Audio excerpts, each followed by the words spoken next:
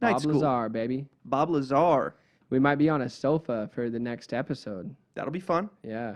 A green one if we I can didn't get tell it. you that, Evan. Brent approved the sofa. We can put a sofa in here. And then we didn't talk about how we're going to make it work with them using the studio too. We'll figure it out. Yeah, we'll figure it out. So the book I'm going to talk about today is called Dreamland, which is a little unfortunate because this is I think episode 24 and we're already repeating a title. That's also the name Brent's of the book book. that Brent did Yeah. about opiate epidemic stuff. Yeah, that's funny. But this book's also called Dreamland. This book's called Dreamland because that is a name that has been used for Area 51.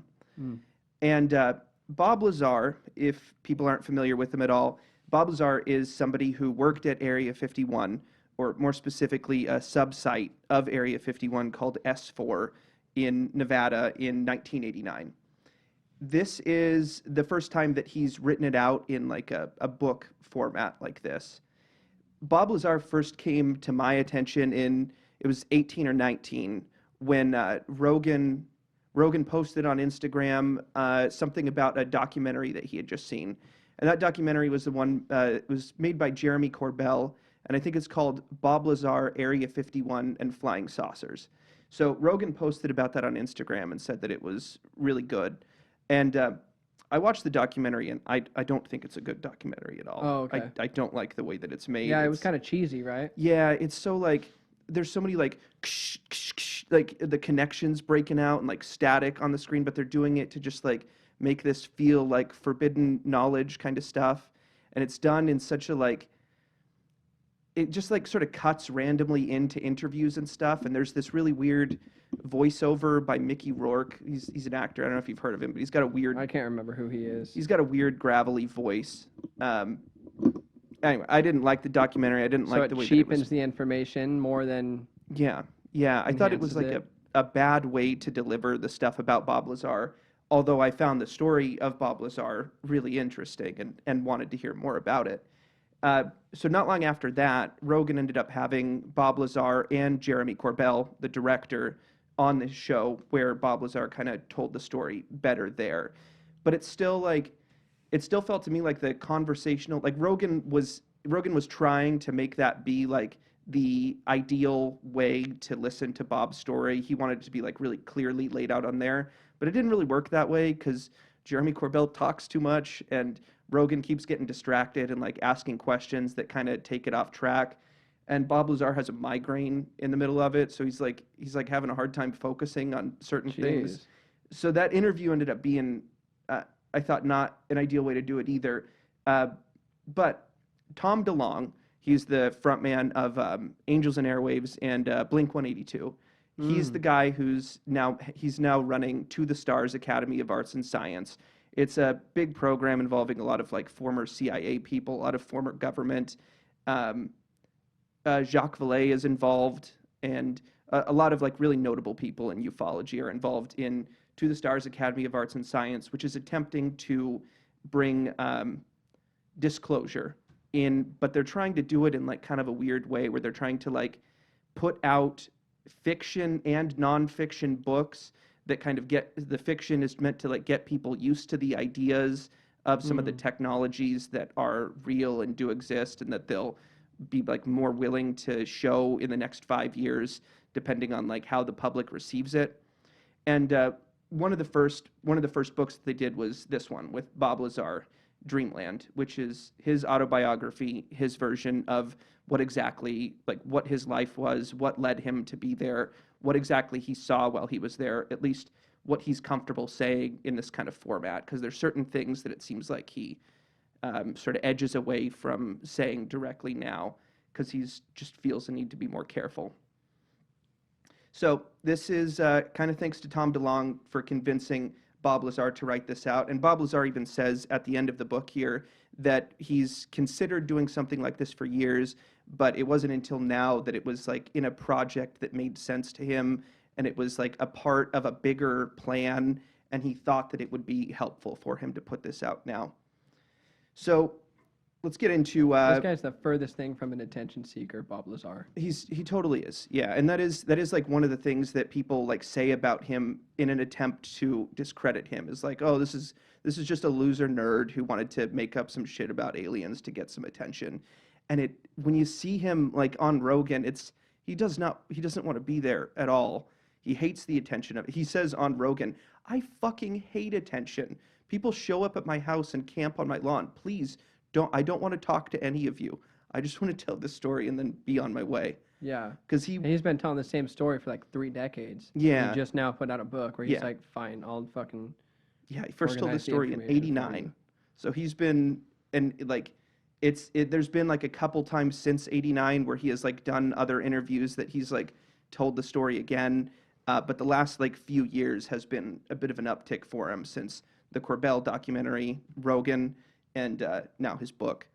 And I don't expect to hear much more out of him. I think he'll pretty much be gone from the light unless like more information ends up coming out about aliens that vindicates him even more than he is already.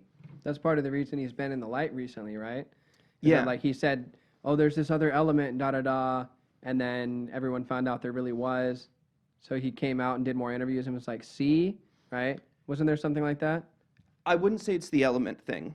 I would say more so what it was that kind of brought him back out again was the Department of Defense and I think the Navy and the CIA confirming that they do have programs where they've been looking into alien craft. They even confirmed that they do have some crashed craft that they have been working on, which was a bit of a bombshell when they released it because previously the official narrative was that in the 60s they had a program called Project Blue Book, which I would love to look into more and talk about another time on the podcast.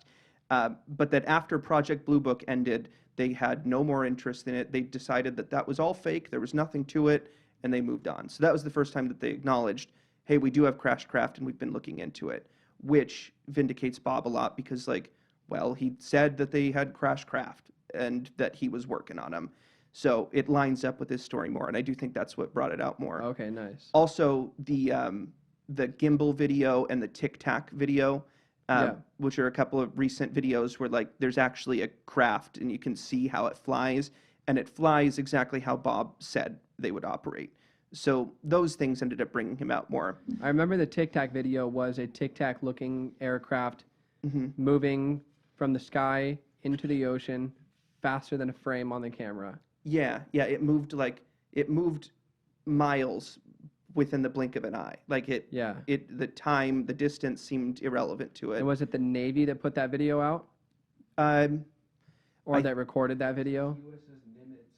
Yeah. So it was What did he say? He said the USS Nimitz was the ship. So Commander David Fravor is a fighter pilot, or was a fighter pilot. He's retired now from the Navy, but he was on board the Nimitz, which coincidentally was the ship that I was on, where I went and visited where Hayden had lived when he was in the Navy. Really? That was the same ship. Yeah. That's crazy. Yeah. So Fravor, he was like, they were out doing some sort of like practice operation because they do practice operations. And so there was like 4 or 5 fighter jets that were out doing practice runs. But while they were out there, they got dispatched. They got like called on the radio and dispatched to another point where they saw with their own eyes and also with their FLIR systems, which I can't remember what exactly that stands for, but it's some sort of high-tech like recording technology that they have for capturing things that are far away. I believe involving like kind of infrared, like temperature seeking stuff. Mm-hmm. And they saw the thing. It looked like a Tic Tac. It looks exactly like a white Tic Tac. And they saw it move miles. It just sort of left their scanner, and then they would pick it up again miles away, and it had done that instantaneously. Wow. Around that same time, there were other reports of people seeing people from that same ship seeing Tic Tacs coming and going from the water, which is interesting because it is interesting to know that these things are not flying in the traditional sense. They're capable of flying and being submerged, and that doesn't seem to like affect them. It also is interesting to consider whether they have a base underwater somewhere. Right. If that is where they are staying, maybe they're not coming from above, maybe they're coming from within the ocean. That's not really clear. They could have been going in the ocean to get water. It could have been a resource mission, and they were going into the ocean to get water and then leaving. That's And not then really what was clear. the gimbal video? The gimbal video, I don't know as well. I can picture it in my head, but it looks more like a traditional flying saucer with but with like an antenna on the top and bottom, so like some sort of spike going through the whole thing, like a top, Mm-hmm. something like that. And it rotates. I know in the video it like rotates and then it shoots off and it just like leaves instantaneously. So it's just a couple instances of like confirmed, like the government even confirms that like these did happen and here's videos of them, and they've put that out, and so the public is more used to that idea now.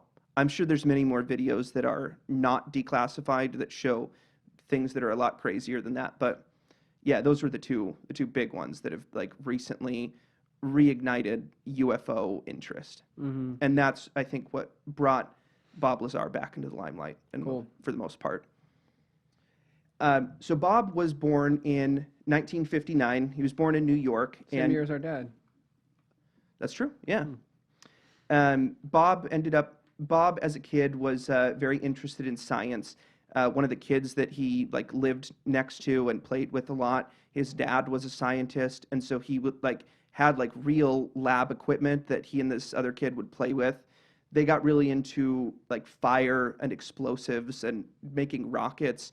He talks about like making what he called it, like meal something. Like he used oatmeal and like a couple other ingredients to make rocket fuel. He knew how to like make different kinds of rocket fuel out of sugar and oatmeal and some other things.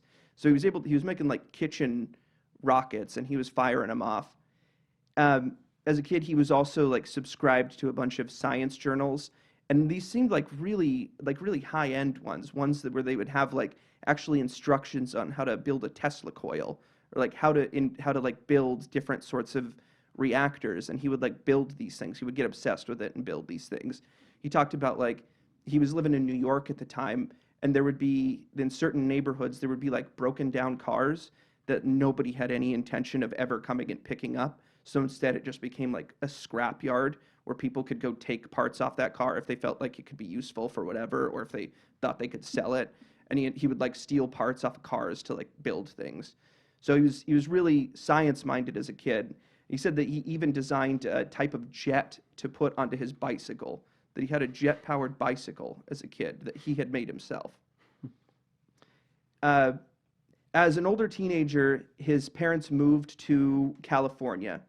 And in California, he started going to Pierce Community College. It seems like probably just getting like general education stuff at that point. And he got a job at Fairchild Electronics. There at first he was repairing circuit boards, and he was there for a few years. He ended up working his way up to where he was testing and then later actually designing circuit boards himself for the company. So he moved quickly through there. In his early 20s, so he's still working at Fairchild, he finishes with Pierce Community College, and he starts going to California Tech, Caltech, studying electronics and physics. Eventually, he got a degree there in physics. At that same time, he was also obsessed with lasers and what he called MHD, which was magnetohydrodynamics. I don't know exactly what that is, but it has something to do with magnetism and the motion of water. I don't know what exactly he was doing there, but he was doing something with that. And he was also into plasma containment. I really don't know what he means by that. It sounds closely related to lasers to me. It's probably that same kind of stuff.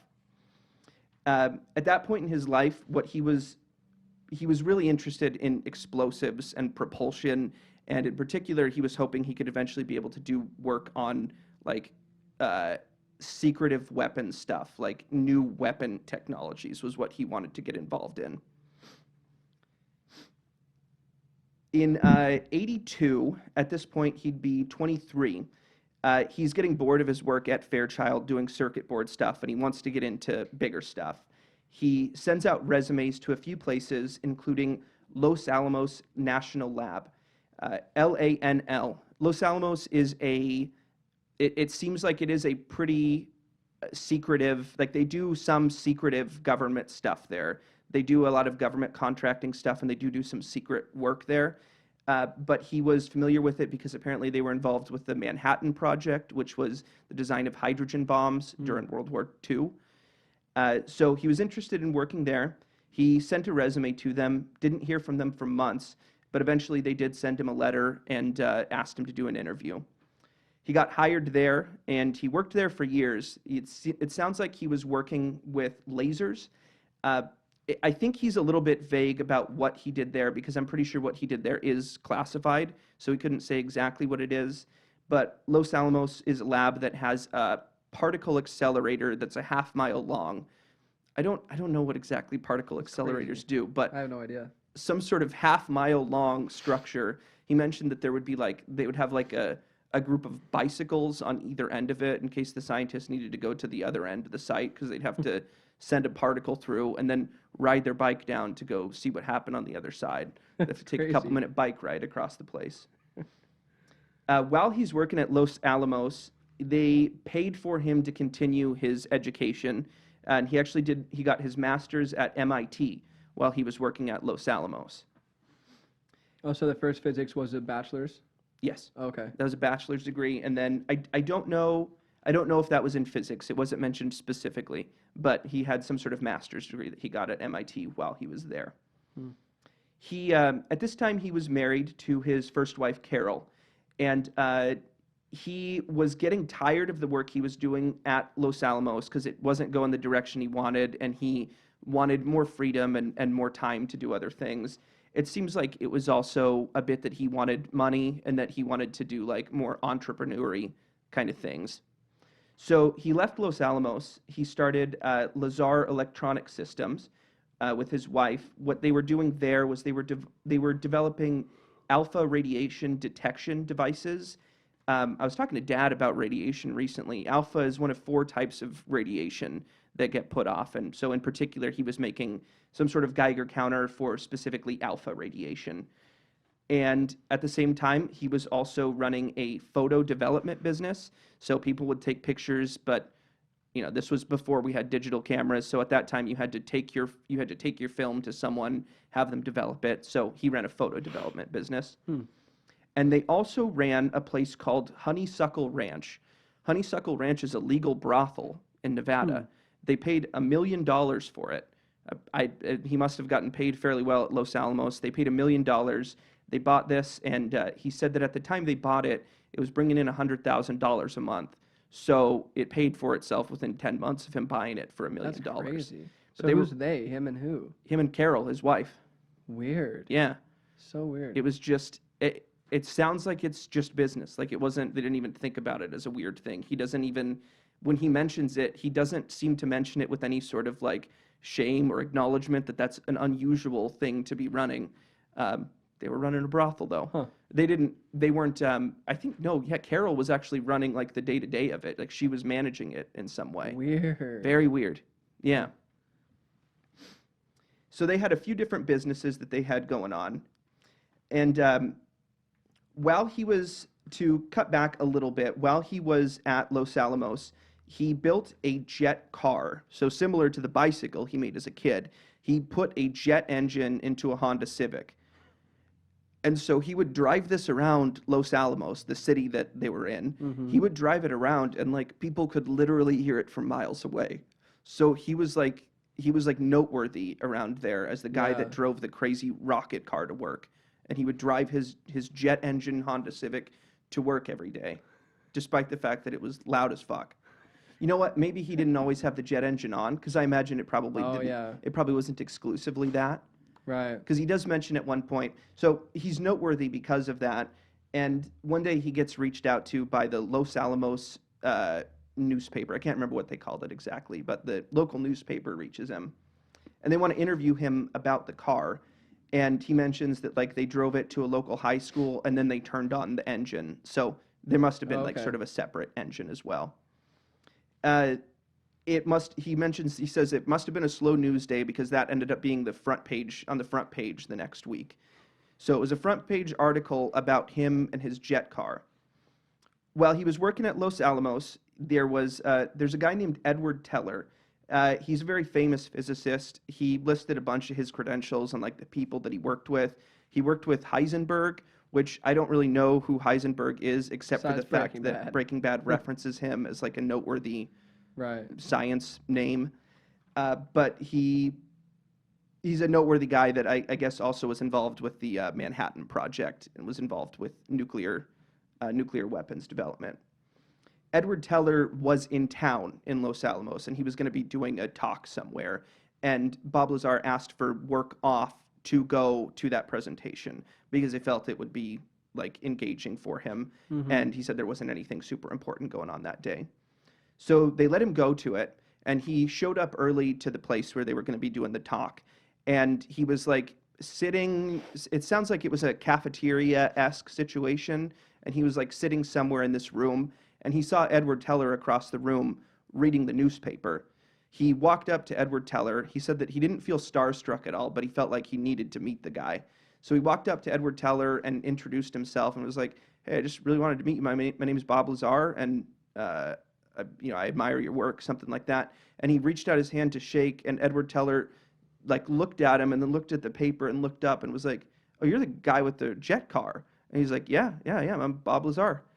And they ended up talking for a minute. They talked about his name a little bit and a couple other things, and that was kind of it. But he had just a pleasant little meeting with Edward Teller there. Mm-hmm.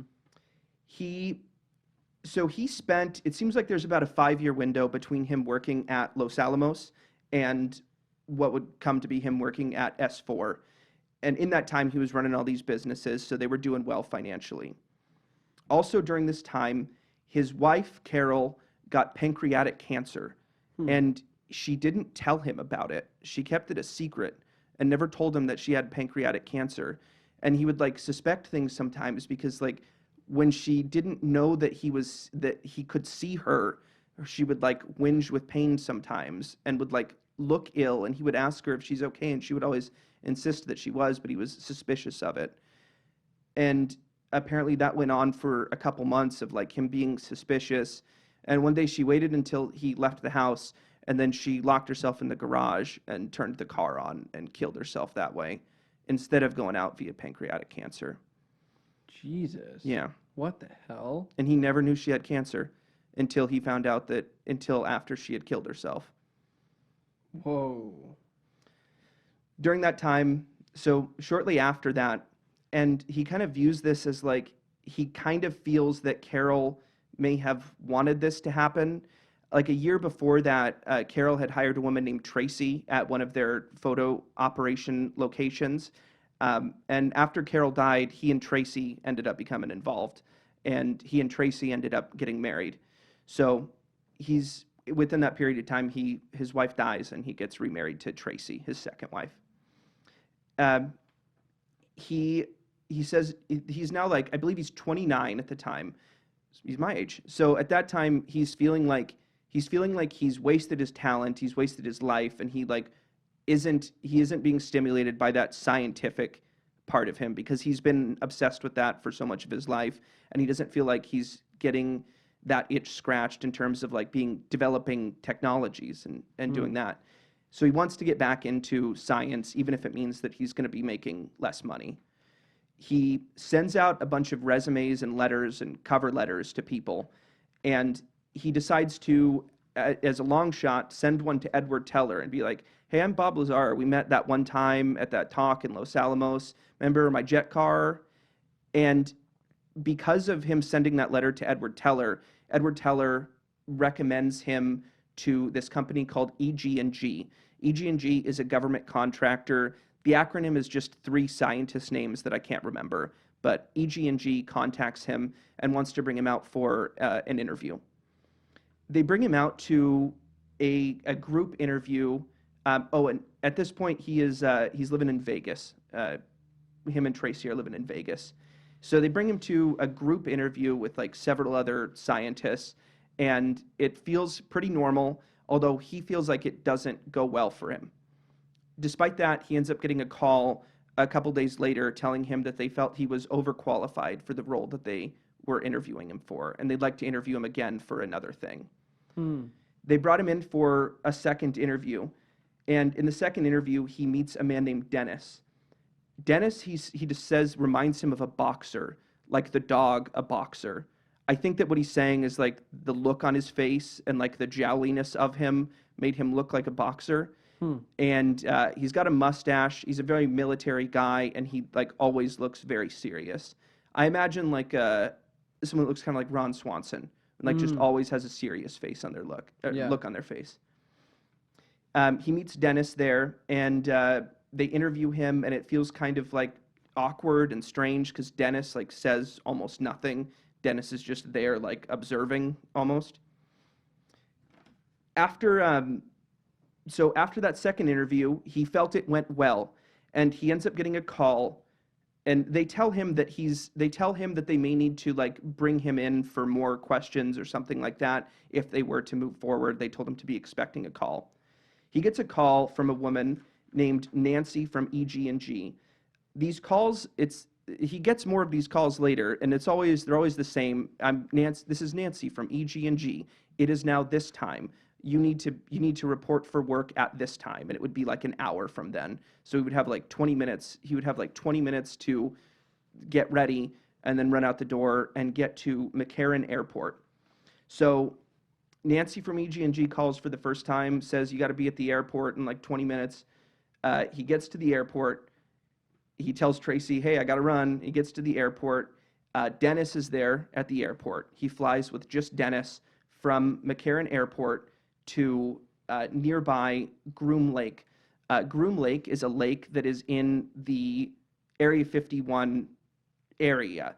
Area 51 has like a ton of land around it that is all government controlled, and like you're not allowed in a huge portion of a huge area around the site. And Groom Lake is a dry lake that is there in that area. And Groom Lake is like a name that's used for one of the sites. I believe Groom Lake is used to just refer to Area 51 in a lot of cases. But he and Dennis touch down in Groom Lake at a runway there. So it's like they're leaving an airport in Vegas, and Bob says that it's like they ascend and then they descend. It's like it's a really short flight. They go up and then they go right back down into Groom Lake. Yeah. In Groom Lake, they board a blue bus that takes them, it seems like very close, just a few minutes away, to what looks like a very normal office building. So in the office building, he sits down with Dennis and with a security guard there. There's a security guard who is armed and who is standing by the door, which is kind of confusing because he says he doesn't really even know if that guy is like protecting him or like threatening him, if like he's not allowed to leave or if he's trying to stop people from getting in. But there's an armed security guard there by the door. He and Dennis are there, and Dennis gives him a ton of papers that he needs to fill out. And these papers are like, they're asking him for tons of information about like people he's known at various phases of his life and like their contact information. What they're doing is they're doing a really intensive background check on him. What he needs in order to do this job is what's called majestic clearance or Q clearance, which Q clearance, that's also the reason that QAnon, that's the way QAnon got its name, is it references the clearance level of the alleged leaker that has the information. So he has to get majestic Q clearance in order to do this job. And so they want to know a ton about his background and like all these people that he's met. And he tells them like, I don't know a lot of this. Like I don't know the address of my boss at Los Alamos or at Fairchild from 10 years ago. I don't know this information. And they tell him just, fill it out as complete as you can. We'll do our job. And so he fills out everything he can with it. He's there for an hour and a half, and he fills out everything he can remember about all these people that they want to know about. And then he gives it back to Dennis. And then Dennis says, okay, you're done. We'll call you again. And then after an hour and a half, they put him back on the bus, back on the plane, back to McCarran, and then he gets in his car and drives home. So they fly him out to this site at night to fill out this paperwork, and then they send him right back home. That's such a weird flex. What psychological message are they trying to send by conducting themselves that way? It's so strange. I don't know. I don't know if they mean to be sending a message or if they are just I guess it might be. I guess it might be like we want you to be constantly on edge and like prepared. Like we want you to really understand that like you're going to have to be on call, and that could mean anytime and for as long as we want. Like maybe it is like to put him in check and make sure that like he's on the same page about how much control they have over him. Yeah. It might be something like that. Yeah. So he tells his wife that like that there's not a they didn't do a whole lot that day, and he's not sure what exactly is going to happen, but he's waiting on a security clearance. You know, he doesn't even tell him about he just tells her that he did a bunch of paperwork. He doesn't tell her about the security stuff that they're doing. Not at that point, at least. They end up calling him again, and it's the same kind of thing. This is Nancy from EG&G. It is now this time. At this time, you'll be required at McCarran. And so he gets in his car, he runs off, and he heads out there again. The second trip, again, Dennis, actually this time Dennis meets him at Groom Lake after he touches down from the flight from McCarran to Groom Lake. He meets Dennis there, and then Dennis gets on a bus with him, and they drive 40 minutes to the site that he would later know as S4. S4 is carved into the side of a cliff. Like it looks like a cliff face, but he said it's like there's a mountain, but he said it's like someone took a flathead shovel and like cut off part of it. And so this site is like in a mountain. And so he takes him to S4, takes him to the mountain, and then they go in a side door into this place. And he says that like it's made to like there's texturized paint to make it look like more mountain to like it doesn't disguise it from when you're there in person, but he thinks that maybe it's meant to be like for planes or for satellite photos from foreign threats. Yeah, sure, to try and avoid that.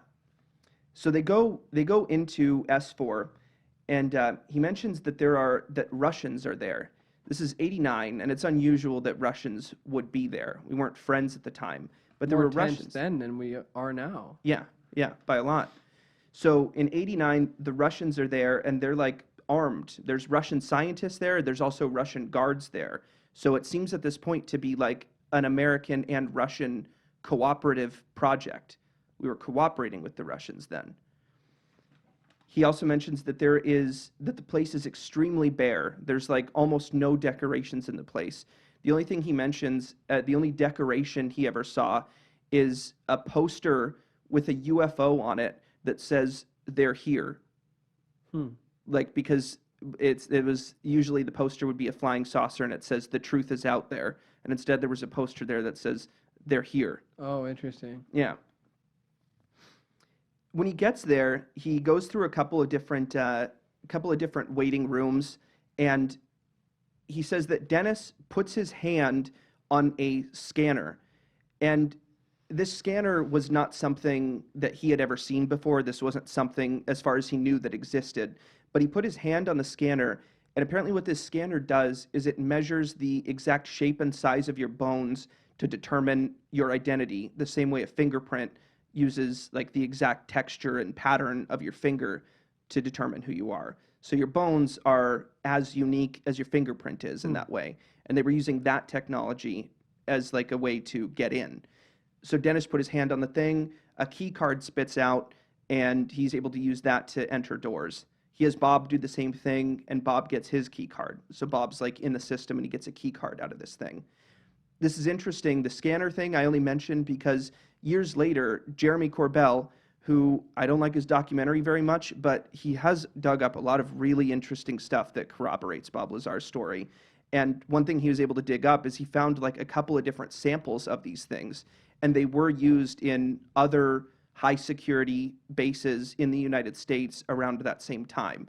Although it wasn't much longer after that they got discontinued because apparently they weren't that good, and like fingerprints and other biometric data is more useful than the hand scanner thing. So it corroborates that like Bob didn't just make up this device that later happened to actually exist. Yeah. So they get their key cards, and they go into another room, and then a woman comes in and takes Bob away, takes him into a room where she's going to do medical testing on him. She has him take off his shirt. They like test his heart rate, blood pressure, the normal kind of stuff. And then they do an allergy test on him. They take one of his arms and they poke a bunch of holes in it. And allergy tests, they like expose you to a small amount of it, and then you see if like there's redness to see if you're allergic to those things. Yeah. And she says that they're going to do an allergy test. And he asks what they're testing for. And she says, I don't know. It's exotic materials. There's various things that get worked with here. And so they don't tell me what it is we're testing you for, but we are testing you for something for these, I think it was 16 pokes, 16 different exotic materials to see if you have an allergy to any of these things that I can't even tell you what they are. I can't tell you that they exist. Holy shit. He agrees to it, though. He's also, at this point, signed a document that basically waives all of his constitutional rights in terms of, like, if you leak anything here, like, there is no due process. You die. Like, it's like that that's that extreme, these documents he signed. She hands him a cup, and she says, you have to drink this. And he smells it, and he says it smells like pine sol. But he drinks it down quickly, and he says he feels his eyes tear up a little bit, and it tastes like pine sol. And he just drinks this cup of it, and she was like, see, that wasn't so bad. But he drank it, and he still has no idea what it was. He gets dressed. They gotta just be fucking with him with some of this stuff, dude. They might be. And I know some of this stuff is just like necessary protocol for a very unique situation. Yeah. But a couple of these things have got to just be like, they do that sort of thing to soldiers in boot camp. Sometimes they tell you to do something that is arbitrary. Yeah. They're just like, just fuck to you, see do if this. you will. Yeah. Yeah. Just drink this. Yeah. See, it wasn't so bad. They're just trolling him, you know what I mean? Yeah. And he entertains that a lot at several times. Oh, like, really? this is absurd, and I don't know, like, I can't even corroborate it with the other things that were absurd. So I don't know if this was real or if this was some sort of test to see how much I would put up with, or like to see my bullshit meter, like if my bullshit meter is going to go off at this thing. Like, he didn't know if they were playing mind games with him. He was also open to the fact that, like, some of the things they told him and some of the things that they did were meant to be disinformation. So that would be like putting fake information in with the real information. That way, if he goes public with it, they can say, I can provably prove that that is not true. Right. Therefore, everything else you've said is also discredited. Nice, yeah. He also considered the possibility that there was leak bait. So maybe each different scientist that they brought into this program gets a different little nugget of bullshit in whatever information they get. That way they can pinpoint Traces who the leaker is. Yeah. Same way that a dollar is tracked. Yeah. Yeah. True. Yeah. Yeah. That's really interesting. And I know that is a real thing that like companies do even now in terms of like product line stuff.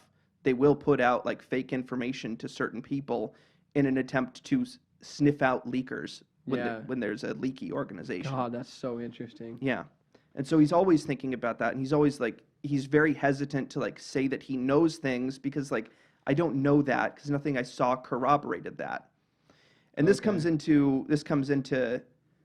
is particularly important in this next bit here. So he gets dressed and he goes with Dennis to another room, and Dennis puts a stack of blue folders in front of him and then leaves Bob in the room and says to review those. So Bob starts reading this, and this is a briefing on what he's going to be doing here and what this project is. And there's like a lot of different project names that are given based on like the different sort of things that are going on here. He's told that the government has several crashed UFOs. He's told that some of them are for crashes, some of them may be like shot down, but some of them are archaeological finds, meaning that they're old. They're not something that recently came here. It's old technology from something that was here a long time ago. He's told that some of it's archaeological. He's told that it's believed to be extraterrestrial, that these things could not have been made on Earth. Mm-hmm. He's told that he is going to be assigned to working on the propulsion system.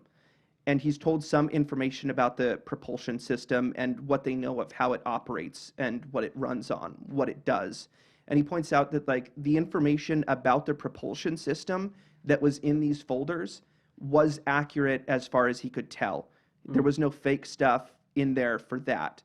and he says that just to say, like, at least what I can corroborate of what they told me in these folders was true. But there's a lot in there that I can't necessarily corroborate.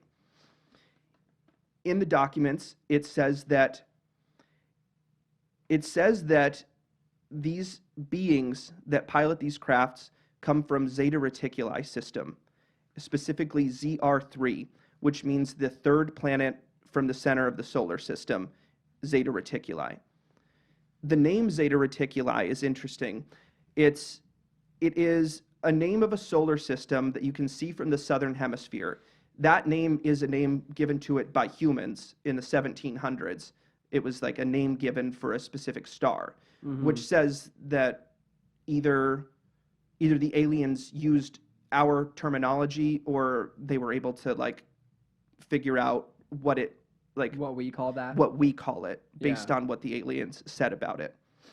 I looked up Zeta Reticuli a little bit. It's interesting because it is a binary star system, which means that it has two stars that are like spinning around each other in the center of the solar system instead of one like ours where there is a sun in the middle.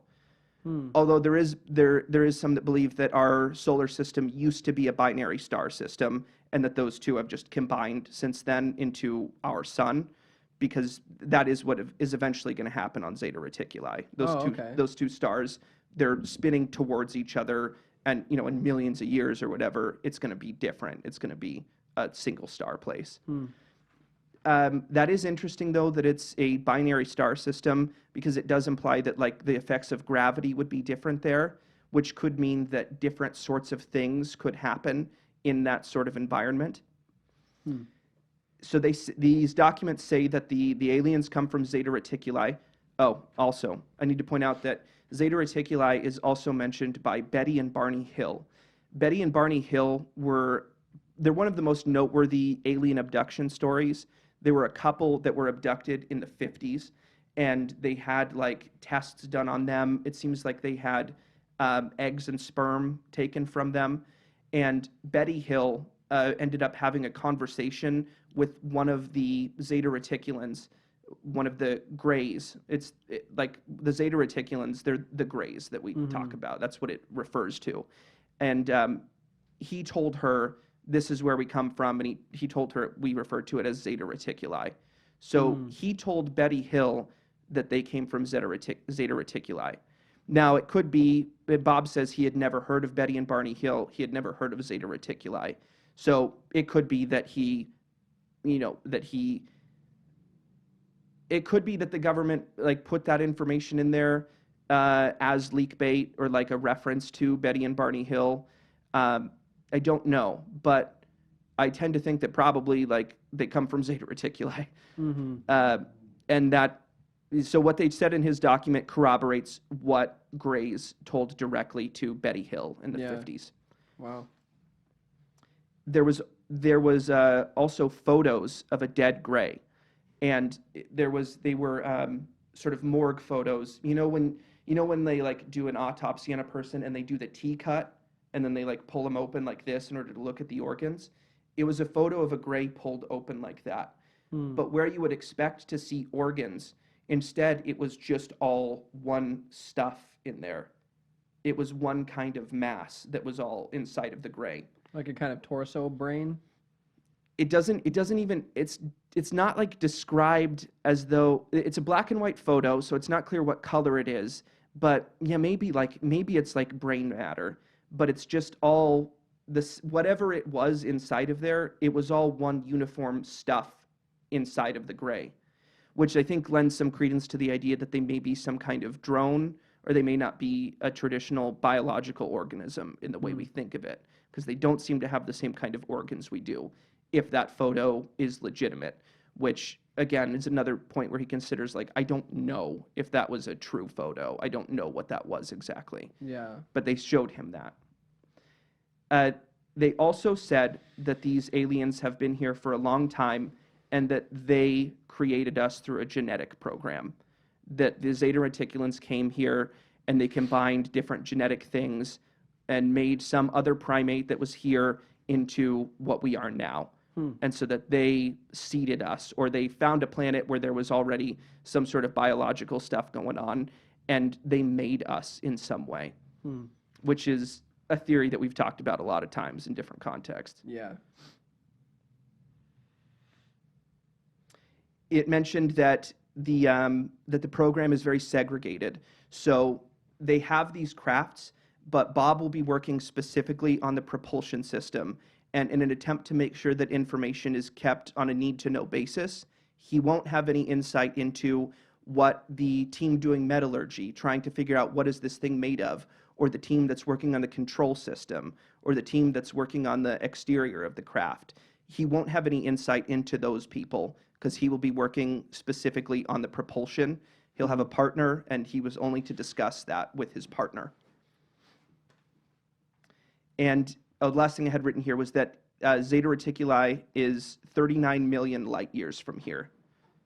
So it would take light 39 million years in order to get to Zeta Reticuli, which is like, this is kind of a side note, but that means that like when we look at Zeta Reticuli, when we look at it in the sky, if we see it with our eyes, We're looking at it 39 million years ago. exactly, we're Yeah. seeing what it looked like 39 million years ago. And so Interesting. So it doesn't sound likely that they're traveling through three-dimensional it doesn't, space to get here. It sounds like they're taking some sort of shortcut that we don't understand yet. right, and that is what Bob thinks is likely.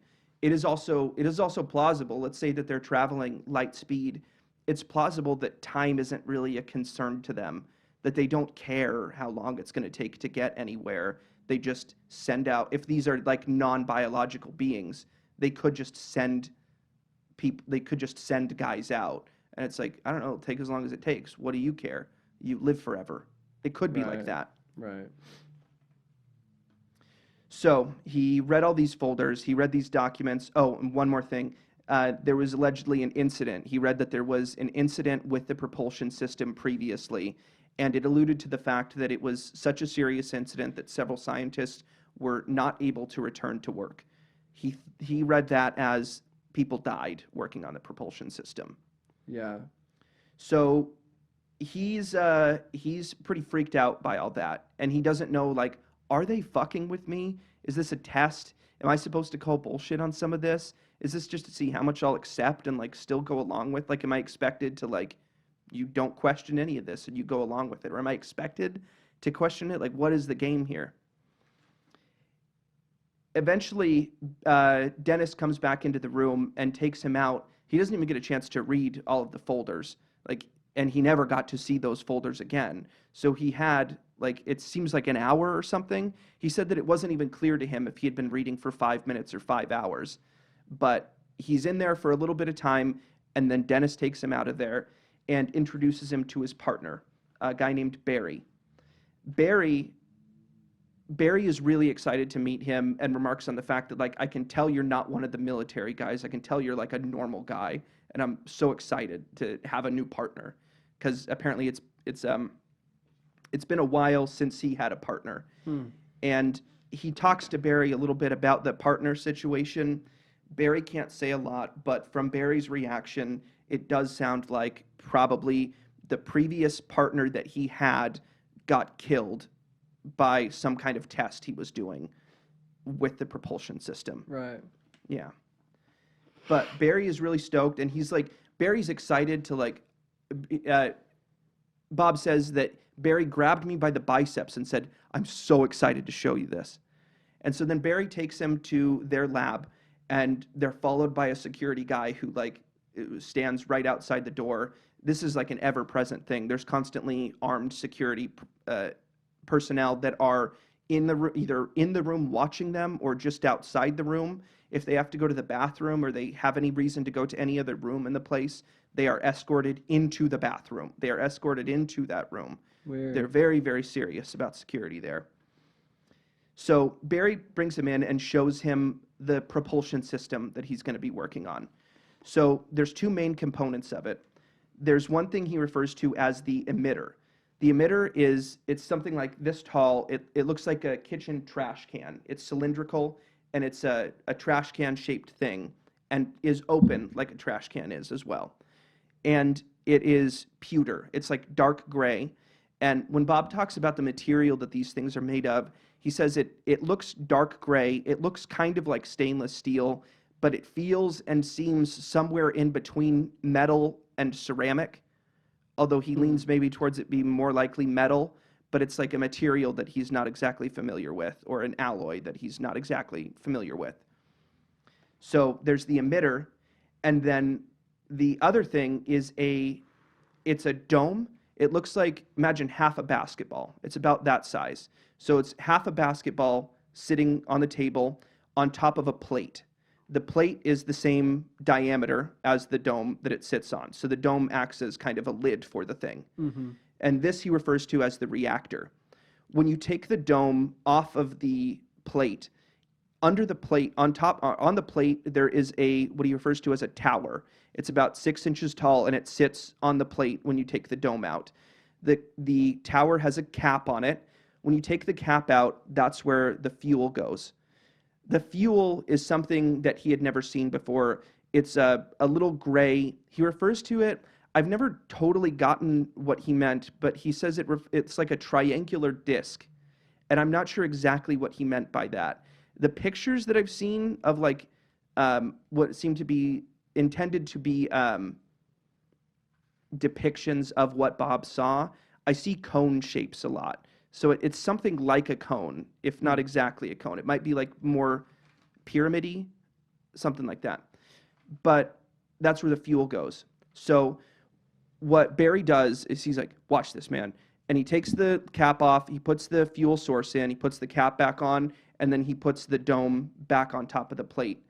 And then he goes, watch this. And he tries to reach out and touch it. But he puts his hand out to it, and then he's like, isn't that crazy? And Bob doesn't really get it. And he's like, okay, no, try it. Try touching it. And then Bob tries to touch it, and when he gets 8 or 9 inches away from it, it's repulsive. It's like two poles of a magnet, two same poles when you try and push them together and they start. Wow, that'd be so trippy to feel on your hand. Yeah, and it's just his hand. And so his hand gets pushed away from it. And so it seems to be some sort of anti-gravity thing. It's the gravity pushing away from him. He's described it as like gravity turned 180 degrees. That's so weird. Then Barry does a few other things to demonstrate how fucking weird this thing is. Barry grabs a golf ball, and he throws the golf ball at the dome reactor. When it gets near the dome reactor, it whoom, and like it flies straight up into the air and hits the ceiling really hard, and it breaks the ceiling a little bit, and then they have to clean up. Like it's that kind of school ceiling where it's like that chalky stuff that like breaks if you throw a pencil at it. Yeah. The texture on the ceiling, or like those like foam panels? Like I don't know. I don't know what I think they're foam. Like in a school or in a lot of like office buildings. Exactly foam. Yeah, I know you're talking about the Yeah. rectangular panels. But you it could like throw a pencil into. But if you hit it hard, it like kind of it falls apart in a dusty way. Right. Yeah, it sounds like it's that kind of stuff. But he throws the golf ball and it breaks the ceiling because it whoom away from the reactor when it gets near it. Jeez. They clean that up. And then the next thing he does is the candle demonstration. And I didn't get this at first, but he lights a candle, and when you look at a candle, the flame flickers. It moves and flickers. When he puts it near the reactor, when he puts it, in this case, he's using the emitter, so the trash can device. Mm-hmm. When he lowers it into the trash can device, the flame stops flickering and holds perfectly still. Can you imagine that? A flame that's standing perfectly still and not flickering at all. Very eerie. When I first read that, I interpreted that as there's something about that field that stops its motion or evens out its motion, something about the emitter that evens out its motion. Is it a zero gravity environment in the cylinder? I think it's super gravity. It's very high gravity in the emitter. So what he does next is he takes his watch off, and he shows Bob his watch, and then he puts his watch in the bottom of the trash can, the emitter, and he's like, Bob, look at it. And the second hand isn't moving anymore. The watch isn't moving anymore. So what's happening is there is intense gravity to the point where time is, if not entirely stopped, damn close to it, because time moves differently within the emitter. You get what I'm saying? I don't get how that could be possible, but I hear you. So in Interstellar, which we're going to cite, I mean, it's fiction, but the science of Yeah. it is sound. Yeah. In Interstellar, they go down to the water planet. And on the water planet, it's near a black hole, and the planet itself is extremely massive. And the greater mass of a planet you're on, the slower time moves for you relative to the people outside of its gravitational field. Okay. So in Interstellar, they go down to the planet. The black guy stays on the ship, and Matthew McConaughey and Anne Hathaway go down to the planet, and they're there for a couple hours. But up on the ship, when they come back, the guy up there, he's aged 27 years or something like that. Right. And it's because they were they were in a different gravitational field, and time moves slower or faster depending on how much gravity is impacting you. That's so weird. I don't understand. I can't comprehend the relationship between time and gravity. So gravity bends space-time. And we've actually talked about this. I reviewed episode 1 of the podcast the other day, and we talked about a really similar thing. We talked about how John is able to use yin energy to create what is like a gravitational distortion, and he is able to make things pull to him, but what he's doing is it's like his body is this emitter, and his body can generate a gravitational distortion from here to the matchbox that's 6 feet away. And so that matchbox falls to his hand because of because he's like creating a different gravitational field separate from what's going on generally for the world. And what the emitter is doing is acting like that planet in Interstellar. The gravity is super high in there. So, or maybe it is, I don't know, maybe it is the other way, but time almost stops within, so when they're watching it from outside, they're seeing the second hand not tick anymore. And so So the flame was actually just moving in super slow motion and appeared still. if it was moving at all. Yeah, I don't know if it's like, if we should interpret that as like, it changed gravity a lot, or if it like sort of stopped time entirely in there. I don't know. I imagine it's not totally stopped. That sounds impossible, but so does a lot of this stuff. Yeah. So the gravitational field is different from the gravitational field that's generally in the room within that emitter. So as the watch stops and the candle stops flickering because time is moving so slow within there. Or maybe it's like time is moving slower outside but faster within, but like you're seeing what's happening in there. I don't know exactly, but it's a gravitational effect is what's doing it. Wow. And as far as we know, as far as Bob knows, we have no way of making gravity or changing the effects of gravity other than making something more massive. Making something heavier gives it more gravity. Gravity just comes naturally with the weight of something. But this machine seems to be able to change gravity, which should be impossible. He says that the implications of something like this is like it would have to be something as powerful as the sun in order to do what he's seeing happen. And he has no idea how that's possible. So he says to Barry something about how he's doubtful about the watch thing being like a time distortion, because it is both of their understandings that if gravity were to be altered, and it's my understanding as well, that if gravity were to be altered, time and space alter around it. So like even visually, it would look different. It would look like a different bubble field, like something would change within that bubble.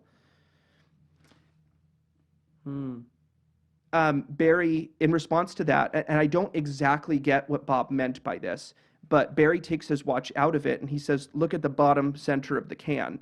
And at the bottom center of the can, it's pitch black. It's completely black there.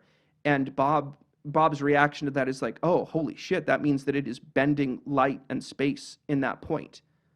And I don't know exactly why that's so conclusive to him, but he says the fact that there is that black dot there proves that it was bending light, it was bending space, it was bending time there within the emitter.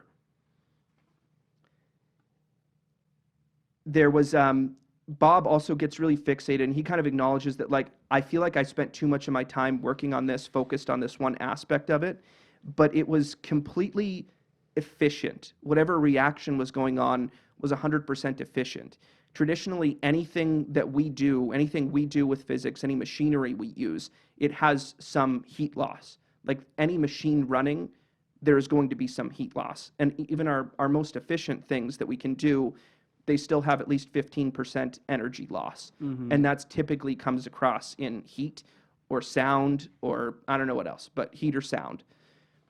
He said this would be like if you had a fireplace and like not even the inside of the fireplace was warm. It was just keeping the whole house warm. It was just doing exactly the job you wanted it to and warming nothing else up. Yeah. It doesn't make sense. He says it's impossible.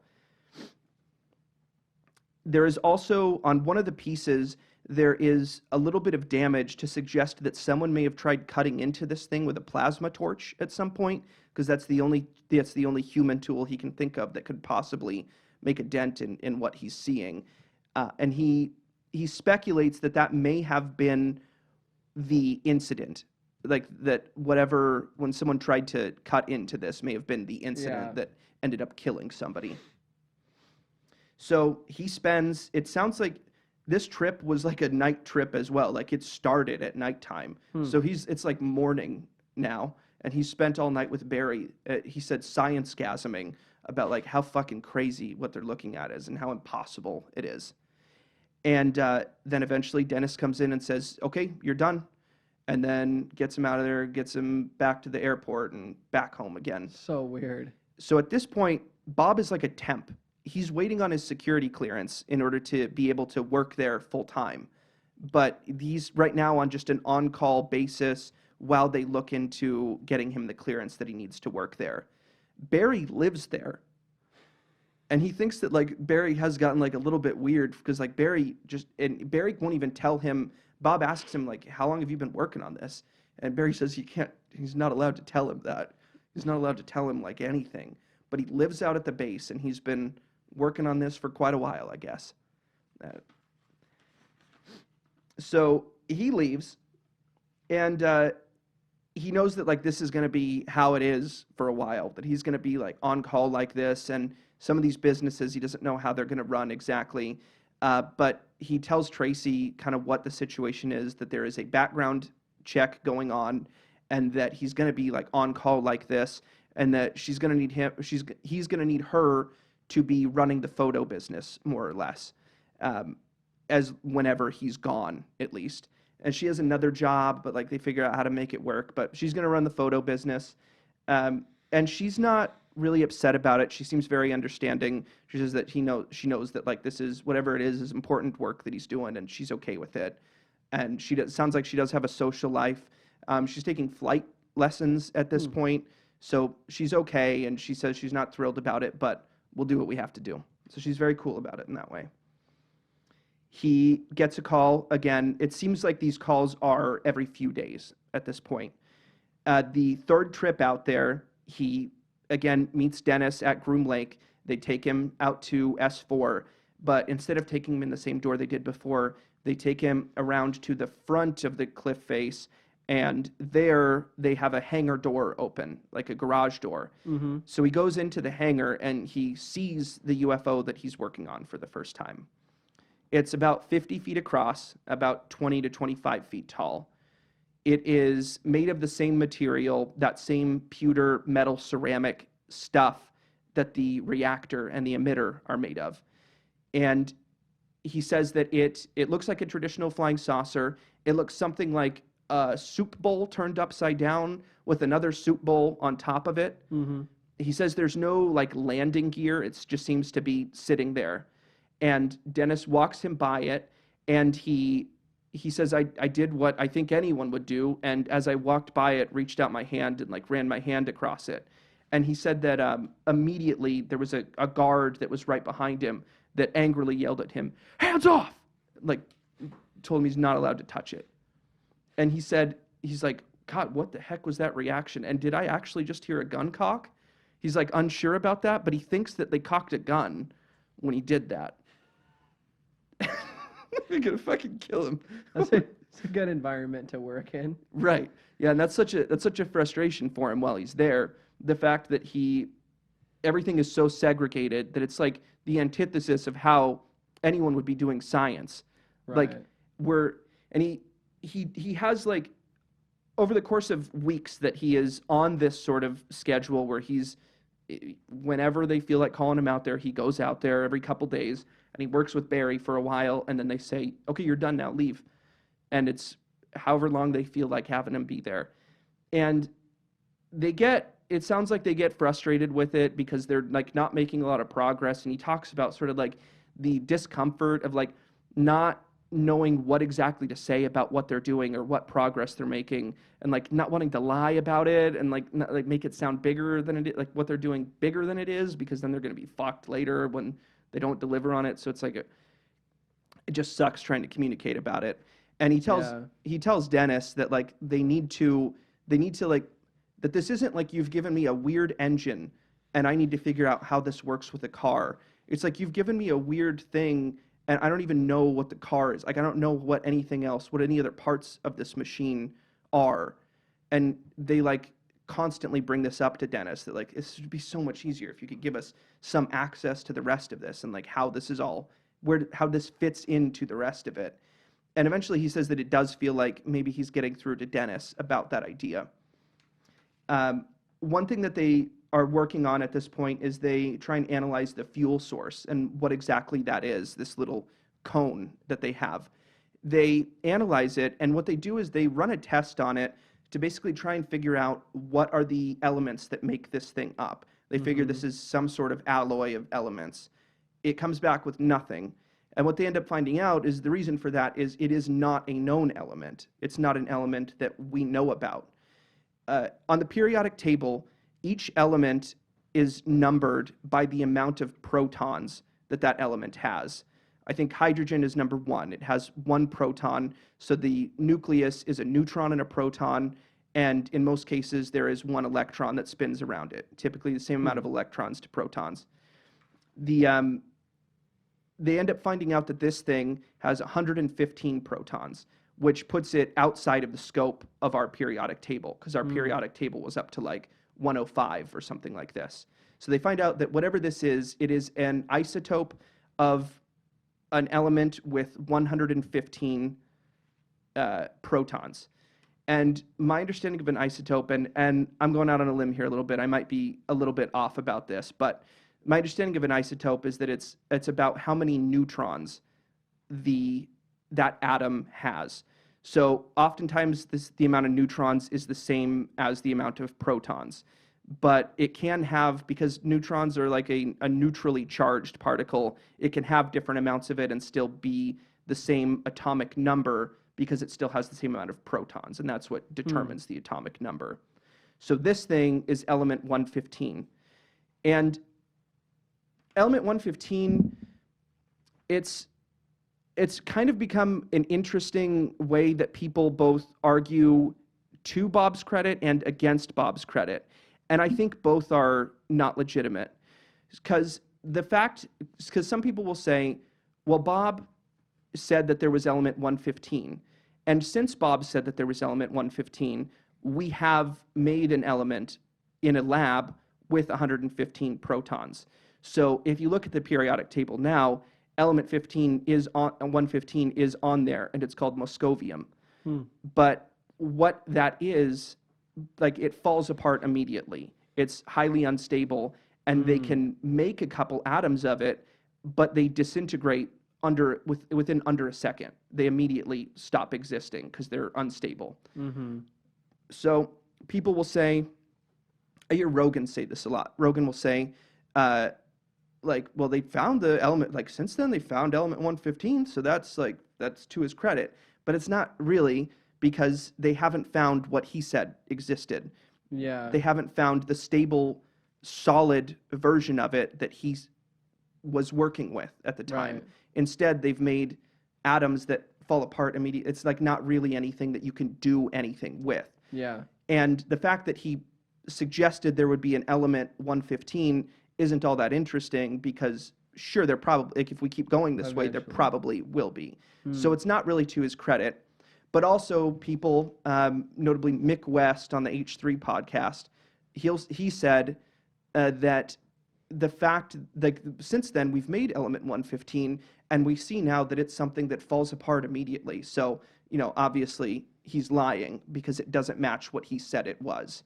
Neither is really legitimate. We haven't found the isotope, the version of element 115 that Bob was talking about. So is Mick West's thing not legitimate because there could be another substance that has 115 protons? Yes. Yeah. So we have made something that has 115 protons, and so we have technically made an element 115, but it isn't the thing Bob was talking about. So it's like he uses that and like pretends that he isn't aware that there could be multiple isotopes of something, Right. which there is. Right. So it's like that one feels like a deliberate misunderstanding to try and, because he's a professional skeptic and that's his job to try and say, hey, nothing's weird, nothing's interesting in the world. So element 115, that's what it seemed to be fueled by. And the binary star system thing, the fact that Zeta Reticuli is a binary star system is interesting because whatever this stuff is seems to be useful for gravitational reasons. And Zeta Reticuli has unique gravitational properties because there are two suns there. There are two stars that are close together. So they figure out what the fuel is. One day, Dennis, he says that they need to have more of these fuel pieces made, but they have to be machined perfectly, exactly like the existing fuel things that they have. Bob Lazar says, I'm pretty sure they can do that at Los Alamos, where he worked before, because he's aware that at Los Alamos they do use they've used like special military alloys for armoring and stuff. They would work with like rare alloys and do machining and make it specific shapes and sizes. So he thinks that Los Alamos can do the work that he's talking about. And he tells Dennis that, like, I'm pretty sure they could do that at Los Alamos if you're looking for somewhere to do it. And Dennis says, okay, fine, you go. You're going to go. I'm going to send this. He has like a cylinder of the stuff. Like I think it sounded to me something like the shape of a can of food. He had like a big chunk of this element 115 because the fuel piece was like this, tiny little cone.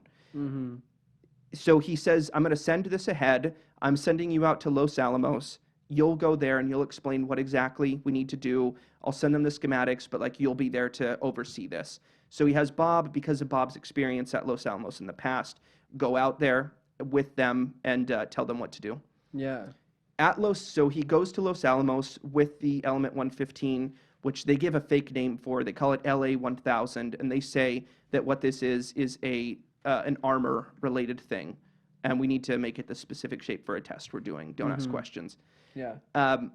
Bob goes there and he explains to the guy what they need done, the shape they need, and tells them even that like, and if there's any dust, if there's any loss of anything, I need all that dust back because they want to preserve every little bit of this.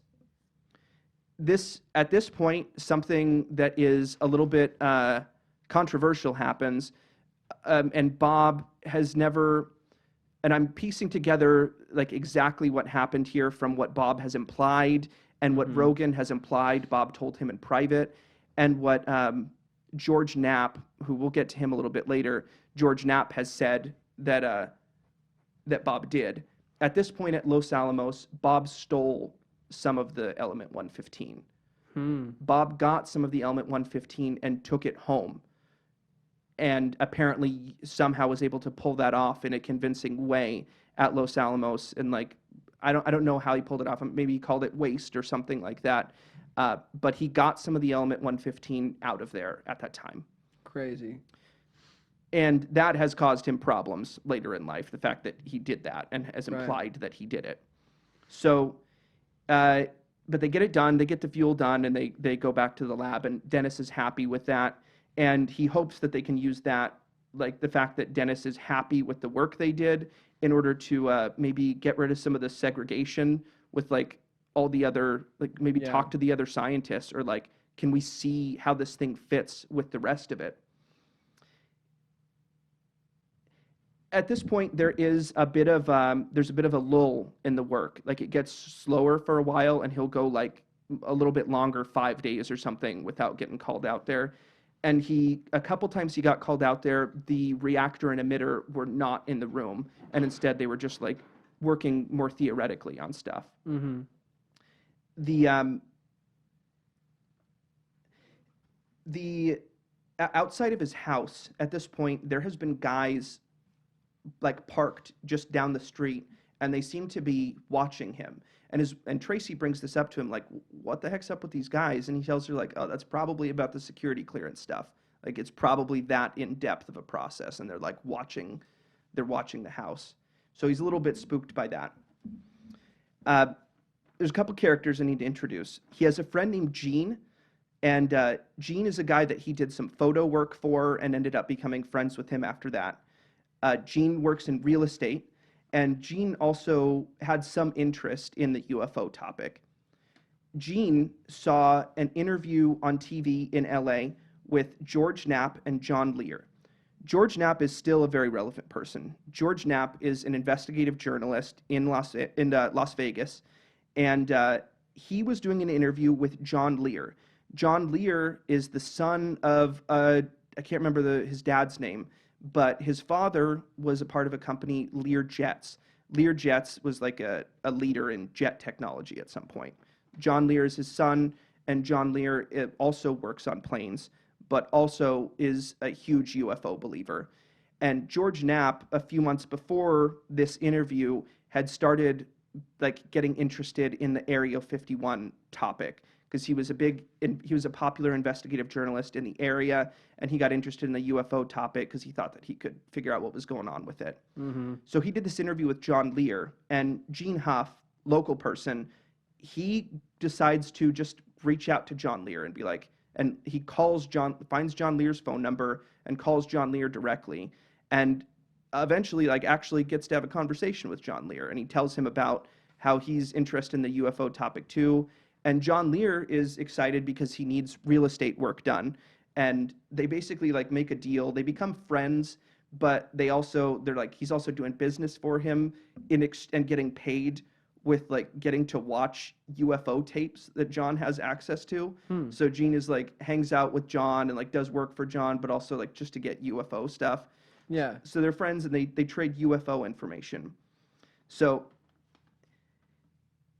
the one day he's hanging out with Gene, and he accidentally mentions to Gene that I should back up a little bit. He had one day when he reported for work, Dennis told him, gave him a .22 pistol and said that you need to carry this all the time.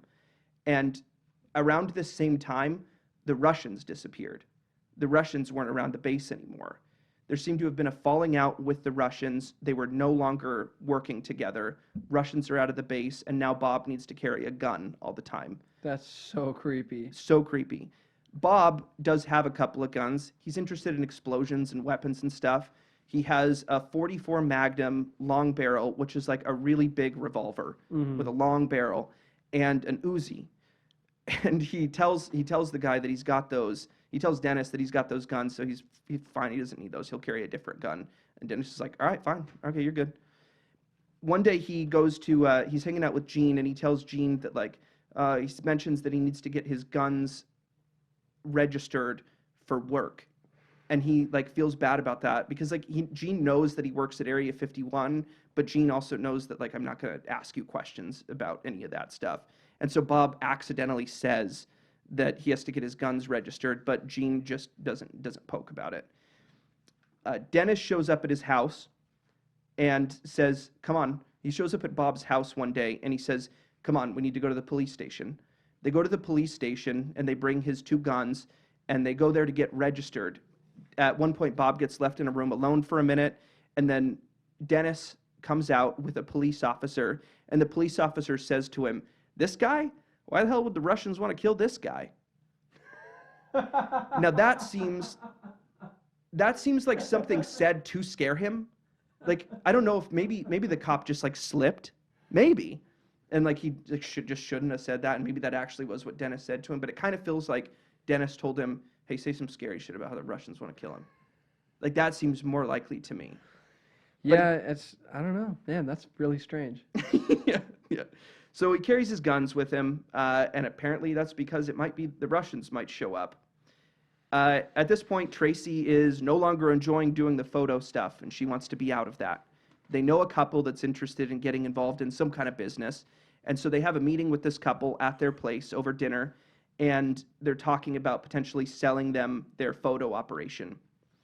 Two security guys, one of them he remembers is named Mike Thigpen. Two security guys show up and in the middle of their meeting just start doing a search of the house. And it's like really uncomfortable for everybody because like they don't understand that like it's like this security thing is this serious. It's been a couple months now that he's been working out there and they're still like watching him all the time and are breaking in like just walking into his house and being like we're looking through here now. And he says that they were relatively respectful. They didn't like tear the place apart like they do in movies. But the name Mike Thigpen is noteworthy because since then, both George Knapp and Jeremy Corbell have spoken with Mike Thigpen, and he has acknowledged, yes, I did do that. Yes, I did. I do remember Bob, and I did work on his security clearance. So Bob probably didn't just make up the name Mike Thigpen, Right. and it was actually somebody who said, yes, I did. Yeah. Right. So a couple of times he goes out there and the stuff's not in the room, and then the next time after the stuff's not in the room, instead of being brought into where he would normally be brought into the room that they typically worked in, they again brought him into the hangar with Barry. Mm-hmm. And he and Barry got to see the craft again, only now it was like assembled with the reactor and the emitter in it. So the craft, in order to enter it, there's a door at the bottom of it. He explains it's like a honeycomb-like structure. He compares it to, if you buy a 12-pack of beer, you take all the beers out, there's that cardboard grid. Mm-hmm. And if you took that out, you could stand it up and you could put a little bit of pressure on it and it would hold.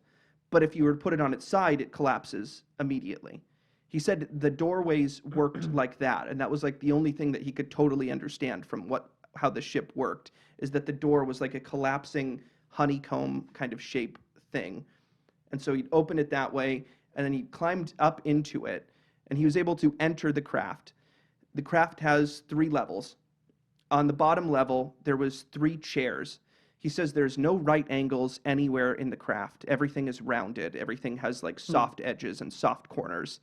The chairs looked like, he said there was something like tulip petals, like a curved tulip petal shape, something like that.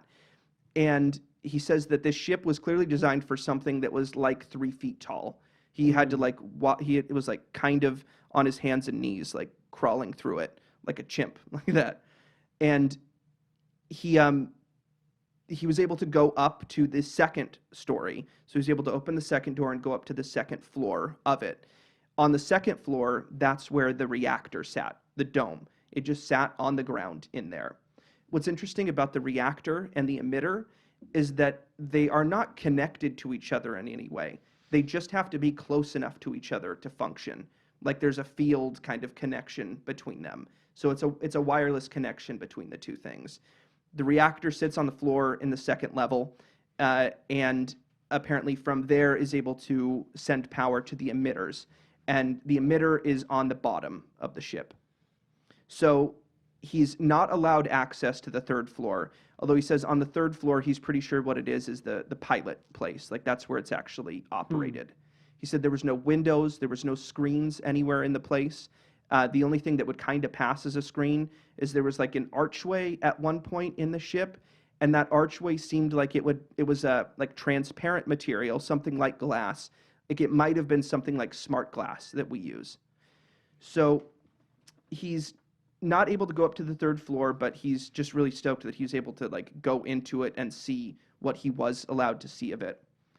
After that, they tell him that they're done seeing it, and now they're going to see a low-performance test flight.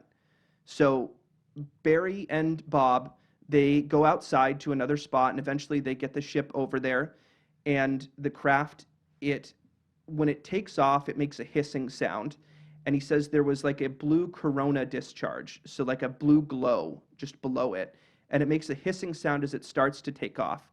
They watched it go, like he said, 40 yards up into the air, and then it just stayed there. And at that point, it was totally silent. It wasn't even making a hiss anymore. And it just stays there, and then it went right back down. I assume they're very careful with these things generally. They don't want to damage whatever it is, like this equipment. So they showed them, like, this is what it does. And he could see that on the bottom of it, there was 3 emitters. And if I understand him correctly, I think that they are sort of at, they like point as though an X, Y, and Z axis, so that one points down, one points towards you, one points towards that wall. Something, so there's like in the 3 plausible directions. So they get to see it go up and then go down. And that's all they get to see of the operation of it. They end up talking a bit more about it that day at work. And, one more thing. When they were in the hangar, there are many hangar doors, and they were just brought into one hangar. However, in between each of these separate garages, there is garage doors separating them. Yeah. Those garage doors were open, and he could see down farther, and he saw 8 more different shaped crafts. None of them were exactly the same. Damn. He saw a total of 9 different crafts there. And after seeing the other ones and like getting to look at them for a minute, he always referred to his as the sport model after that. Like his looked sleeker in comparison to the rest of them. So he called his the sport model from then, and that's still how he refers to it now. So he just got to see those, and presumably there is a different team of scientists working on each different component of each different craft, and they're all totally separated, which makes it so difficult for there to be any real progress. But I guess the logic is better safe than sorry, something like that. So he gets to see that test flight that day, and then he explains, and I think this is a really interesting analogy that he gives in terms of how it operates. All of our vehicles that we use now, they burn something and shoot something out the back in order to push us forward. That's how our machines operate. Like our jets? Yeah, like our jets blast stuff out the back in order to push us forward. Or I should say our air vehicles all operate that way. Okay. That's more true. But what this was doing was not, it didn't have any loss. It was not blasting anything out. What he says is it's creating gravity distortions in order to push or pull it. So it can push or pull. And it's a lot like, I've thought about it as like falling. Like it creates a gravity distortion in whatever direction it wants to, so that it will fall in that direction. An analogy he gives for this is if you put a bowling ball on a mattress, you can push it and roll it along the mattress that way. What this is doing instead is like the bowling ball's here, I want it to be over here. Instead, I press down on the mattress here, and the bowling ball falls towards my hand. And then I keep moving my hand in order to keep the bowling ball moving after my hand. Oh, nice. So that's how it operates. Instead of pushing, it is falling towards a spot that it's creating. This is the last time he's ever at S4. After this, he goes home, and he has a 2-week period where he doesn't hear anything from S4. And he starts wondering if they're ever going to call him back again, or if he was like too pushy, or if he behaved incorrectly during the test that he saw. Didn't know what was going on. He's getting more paranoid, and he's still, it's been 2 weeks since he's been called, but he's still seeing these guys out front of his house. So it's not over, but these 2 guys are still out there. One day he calls the cops. After 2 weeks, he calls the cops, and the cops come, and they pull up behind those guys, and then they go up and talk to them. They talk to them for a couple minutes. The cop gets back in his car, drives away. He never hears anything from the police about it. They never told him what that conversation was, but the cops showed up, talked to those guys, and then fucked off. So presumably they said that this is way above your pay grade. Move along now, officer. Yeah.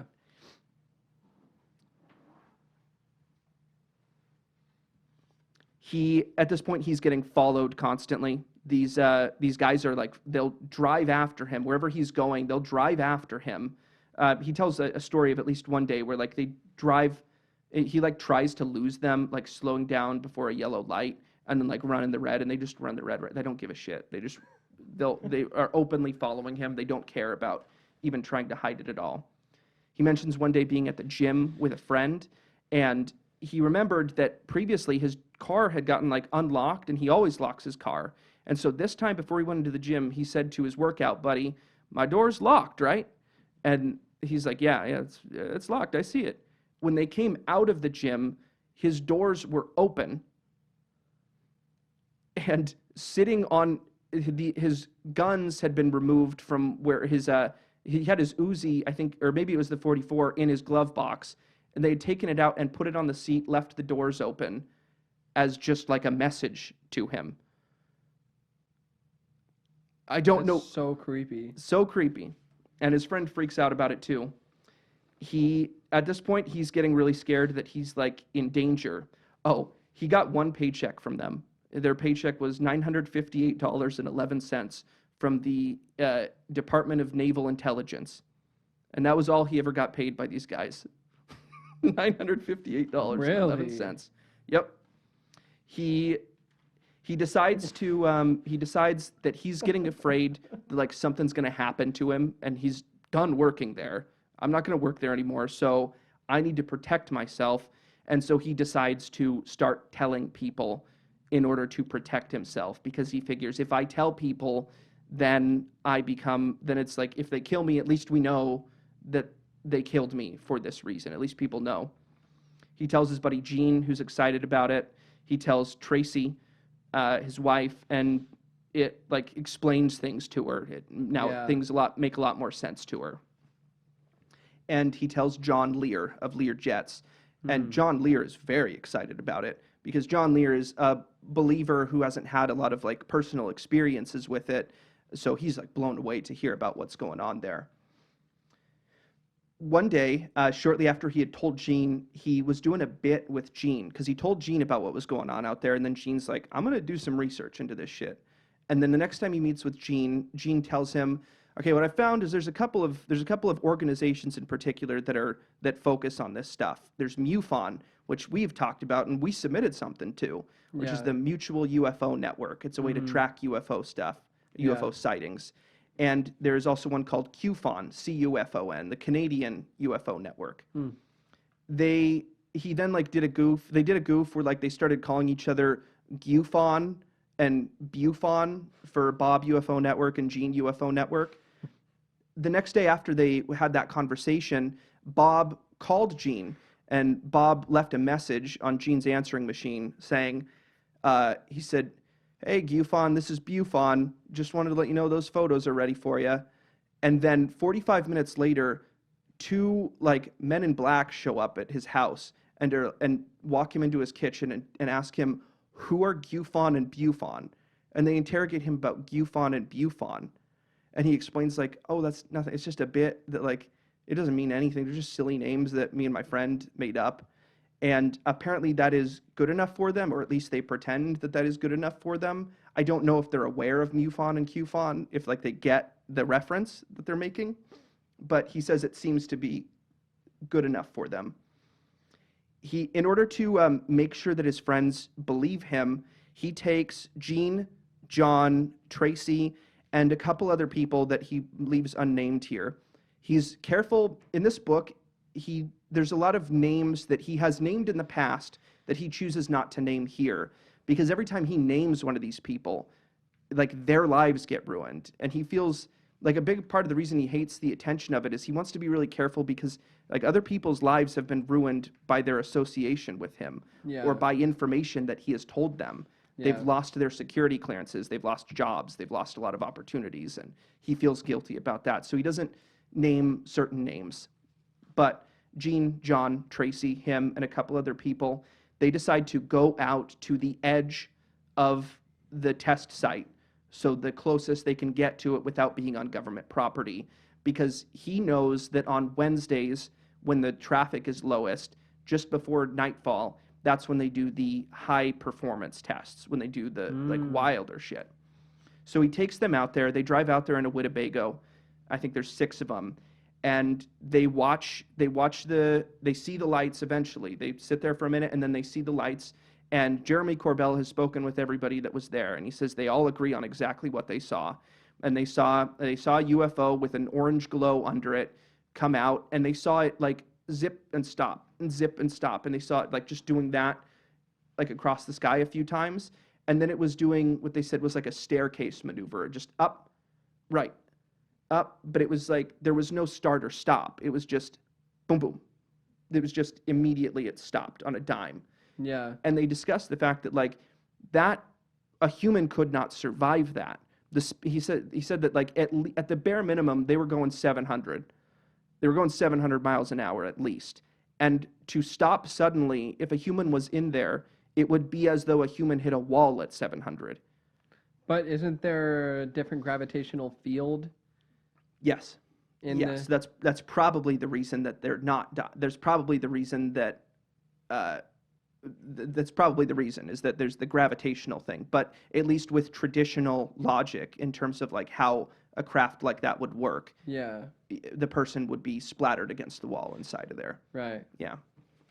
So they watch that, and it makes Gene really happy. It makes John very, very happy, because John got to just see this in front of him. And then he got out his camera and he started doing like he started like doing like a vlog about like what he just saw. Like John did that. They, the next Wednesday, they take a second trip. They go again with a slightly different group of people, and they see an even more intense display. The ship gets like a lot closer to them this time, and it like they just see it flying around in different directions in ways that didn't make any sense. And then it goes back, and it seems to stop like right at dusk. Like they do it like for the last half hour or something before dusk, something like that. The next Tuesday, so 6 days after their second trip, Bob finally hears from Nancy at EG&G, and it's different this time. She says you are to report the next day. You're to report tomorrow, and which is weird because it's always like you get there now. Mm-hmm. And so this was weird, and at this point he's too spooked, and he's like, "Fuck that! I'm not going out there again. He doesn't feel safe there anymore." So he ignores that, and then the next day, he and Tracy and Kristen and Jean, Kristen is Tracy's sister, so his sister-in-law, they go out again for another trip. It's 5 of them total this time, and when they go, they're there for not very long. They're waiting for the thing to start, and then they see this. It's very dark. They see in front of them a night vision scope roll towards them, and then high beams turn on, and there's like a car that's been watching them, and 2 security guys come out and ask them like, "What the fuck are you doing here? You got to get out of here now. You don't have no right to be here." And they like threaten to call the cops and stuff. And Bob is the most at risk here. If he were to be seen here, he would be the most. These could just be regular looky-loos, but if he's there, then it's a problem.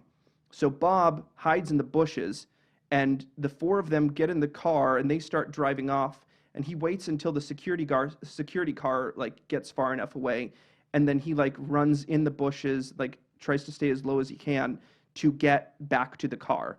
So, and they figure that that's what he's planning on doing, and he gets to the car, and he gets in the car with them, and they're like, "Holy shit, that was crazy."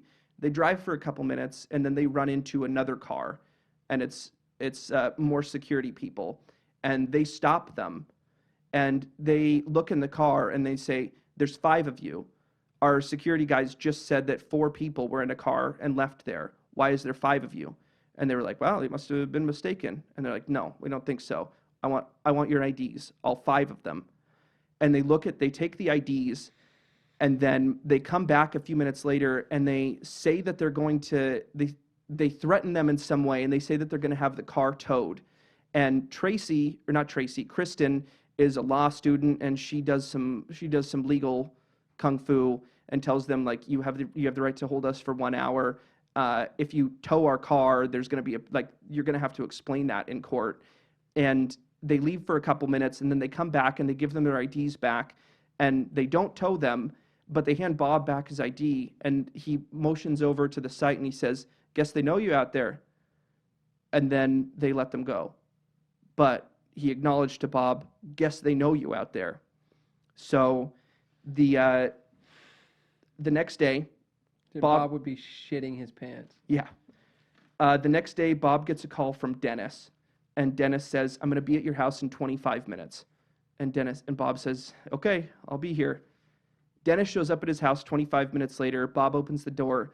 Dennis is standing on the porch, no car. Dennis says, "You're driving. We're going to Indian Springs." Indian Springs is another nearby military base, allegedly shut down. Allegedly nothing goes on there. Clearly not the case. So he drives Dennis in his own car out to Indian Springs. There, they interrogate him, and they say, "When we told you that this was highly secretive work, what the fuck made you think you could tell all your friends about it?" And it's like kind of like a joking comment, like, how did you interpret that as that? And Bob, it seems like, it does some really half-assed lies where he's like, "Oh, they know that I work at Area 51, so I figured, just show them something, and then it kind of gets them off my back, and like, I didn't really tell them anything important." And he's not buying it at all. And Dennis hands him a sheet of paper and says, "Write down all their names, addresses, and phone numbers." And Bob's like, "You already have all that information. I know you have that." And he's like torn because Dennis is like asking him to, it feels a little bit like betraying his friends if he writes these things down, but he feels very much in danger if he doesn't. But also they already have the information anyway. And so he ends up just kind of like writing down a little bit of it, like writing down their names, and like a little bit of, like, gives a wrong number on one, and like, I don't know. He basically gives them the information though. After that, Dennis says, "All right, now I want to know who the fuck you're working for." Like thinking that Bob is a spy, and says like, "Look, I know that you've been trying to sabotage this from the beginning. Like, what's going on here? Who do you work for, and what's the plan?" And I think it's like, I don't think he really thought it. I think he was just sort of saying that in an attempt to flush it out if it did happen to be the case. But he like, Or accuse him of something so much worse than what he's realistically guilty of that he's more likely to confess what he's actually guilty interesting. of. Maybe. Yeah. But Bob denies that, and it doesn't seem like he pushes that angle too much. And then he tells Bob, "Okay, you're free to go." And then Bob gets up to start leaving, and Dennis goes, "Oh, actually, wait, Bob, one more thing." And then Bob sits back down again, and he hands him a folder with papers, and he goes, "Your wife's having an affair?" These papers that he hands him are all of the call logs written out of conversations that she's been having with Tony, the flight instructor. Their I phones. knew that shit when you mentioned the flight instructor, dude. I knew that was fishy. So the phones had been tapped the whole time. Tracy didn't know that. Tracy had been thinking that Bob probably was having an affair, and Tracy had been lonely because Bob had been gone all the time. And so Tracy's been banging the flight instructor.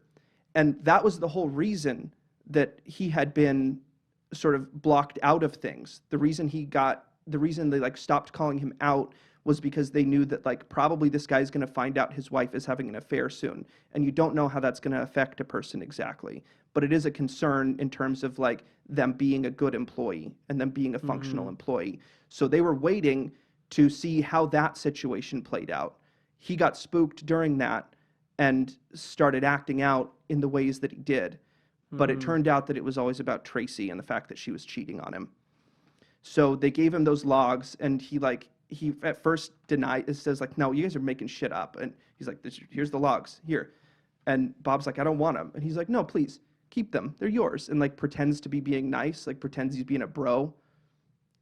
And so he leaves Indian Springs with the stuff, and the next morning confronts Tracy about it, and she admits that like, "Yeah, that's exactly what's been going on.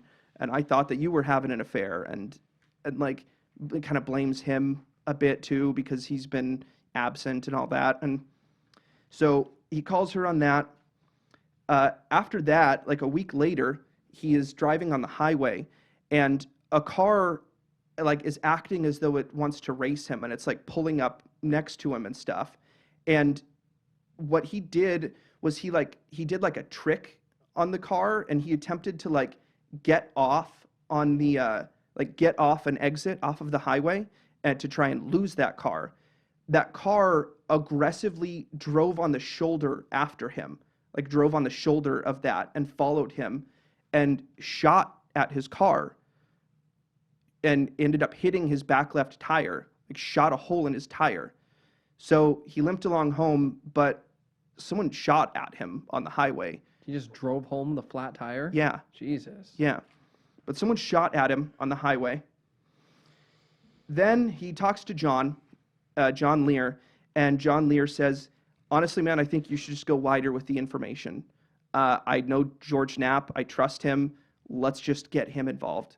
So they call George Knapp, and George Knapp comes over to John Lear's house, which John Lear is he's a rich guy because of his father, and so he has like a compound. And George Knapp comes over, and they talk about it, and they end up shooting an interview that's like 90 seconds long. It's like really cut down, short thing for the news, but of him in a silhouette. So they did like the lighting thing so that it's just a silhouette of him.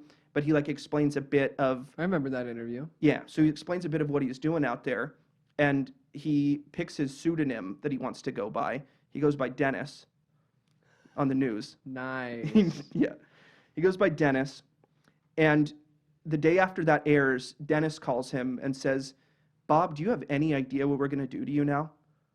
And Bob says, no. And then Dennis hangs up. A couple days after that, Dennis contacts him again and says that they need to have an in-person meeting. And Bob says that we can meet in a public place. We'll meet at this casino. So they like set up a time to meet at this casino to have some kind of conversation. Bob goes there, but he has Gene and another friend, Joe, go with him. But they're like meant to be like, you come in a couple minutes after me, you a couple minutes after him, watch me from afar, just keep an eye on me kind of thing.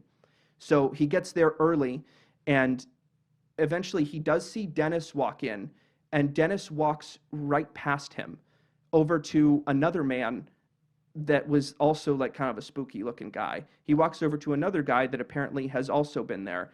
Dennis talks to this guy briefly, and then Dennis walks over to a blackjack table and starts playing blackjack. And then Bob goes and talks to one of his guys and is like, okay, follow me into this room where he is. And then Bob walks over to the blackjack table and is just like looking at Dennis. And then he walks up behind Dennis, and Dennis is pretending he's not there. And he says to Dennis, all right, Dennis, you said you wanted to meet. What the hell do you want? And Dennis ignores him. And then Bob decides it'd probably be better if I don't make a scene, and Bob leaves. And that's the last he ever sees of Dennis. That's pretty creepy. After that... Very intimidating. Yeah. After that, Bob decided to keep going with, like, let's just fucking tell more of this story in an effort to protect himself. But at this point, he also feels like people deserve to know about what's going on, like what's being hidden from them about the nature of reality. And he, over the next, it seems like 4 or 5 months, something like that, George Knapp does more investigative journalism into his past. It seems that all of his, many of his records have been erased. There's no record of him working at Los Alamos.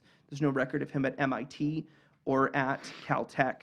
There's no birth record. The hospital that he was born at denies that he was born there. And the Los Alamos denied that he ever worked there. He went with George Knapp to Los Alamos, and he was like, I'll show you. I did work here. Watch this. And he goes there, and he like waves at the security guard, and the security guard lets him in, and he walks around the site that he knows very well and like says hi to people and like is like, hey man, how you been? And like has conversations with people, proving to George Knapp that he absolutely did work there. Yeah. He even finds like an old employee directory where Bob Lazar is listed on the employee directory, and yet they're pretending it didn't happen. And there's the newspaper article that refers to him as a Los Alamos employee about the jet car. So he proves certain parts of his story there. Um, George also says that there is a Japanese television station that wants to do like a big thing with Bob. And Bob says, it might be a good idea to get out of the country for a bit anyway. Okay, let's do it. And then he agrees to go do this Japan interview. And then he gets a call from a voice he doesn't recognize saying, if you go to Japan, you'll never come back, and then hangs up. So he calls off the Japan trip, doesn't go on that trip.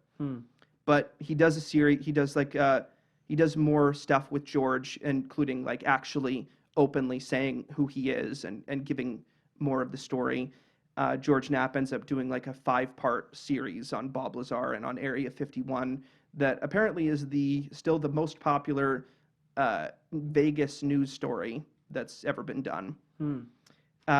Since then, Bob and Tracy got divorced after the cheating, and Bob has since married another woman. He is no longer able to do any sort of scientific research. His like reputation is shit. His credits don't exist anymore. He can't prove to anybody where he went to school. Nobody is interested in working with him. So he now does like science supply stuff. Like he runs a science supply company. He's like selling things basically to scientific labs. Los Alamos is even one of his customers now. Really? He like sells stuff to Los Alamos, although he cannot work there, but they're fine just buying stuff from him.